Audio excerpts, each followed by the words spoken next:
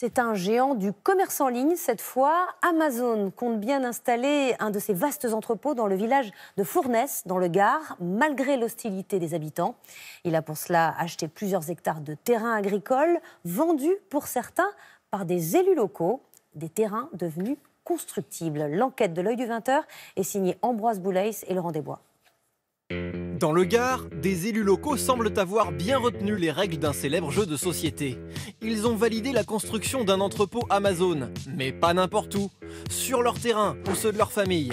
Une bonne affaire, mais est-elle compatible avec un mandat d'élu ? Des milliards de colis chaque année, le géant du commerce en ligne Amazon n'en finit pas de développer son réseau en France. Près du pont du Gard, un nouvel entrepôt devrait bientôt voir le jour, idéalement placé au bord de l'autoroute. Un bâtiment de 5 étages destiné à trier les colis sur l'équivalent de 5 terrains de football. Mais le projet n'est pas vu d'un bon œil par certains riverains, comme Gérard Tornet. Il a découvert avec surprise à qui appartenaient les terrains du futur entrepôt. Un élu donc de la commune, le premier adjoint, aux oncles donc de Madame le maire et aux frères d'une conseillère municipale. Voici l'emprise de l'entrepôt. En rouge, les 5 hectares de terrain détenus par des particuliers, dont plus de 4 hectares de vignes appartenant aux élus locaux et leurs familles. Avec le projet d'Amazon, le prix de ces terres au mètre carré a flambé, 4 à 20 fois les prix pratiqués dans la zone. Selon nos estimations, l'adjoint au maire, le frère d'une élue et les 2 oncles de la maire en personne pourraient ainsi se partager autour d'1 million d'euros.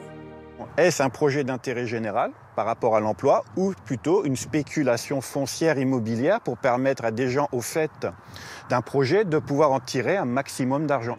Ces habitants ont déposé plainte pour prise illégale d'intérêt. Car la maire et son adjoint ont soutenu le projet d'entrepôt. Ils ont voté plusieurs délibérations, modifiant notamment le plan local d'urbanisme et rendant possible la vente des terrains. La maire, qui ne se représente pas, et les autres élus concernés démentent tout calcul opportuniste et rappellent que le projet d'Amazon n'est pas le premier sur ces terrains. Quand vous avez un projet qui vous porte sur la table des emplois et des ressources fiscales, où est-ce que vous voyez le conflit d'intérêts? Il faut être tordu pour imaginer qu'on s'investit dans une commune pour faire gagner de l'argent à ses parents. Mais pour la préfecture du Gard, aucun doute. Les élus intéressés au projet n'auraient pas dû participer aux 9 délibérations qui ont rendu possible le projet d'Amazon. S'il y a un lien de parenté entre les propriétaires de parcelles et des conseillers municipaux ayant participé au débat, les délibérations sont entachées d'illégalité.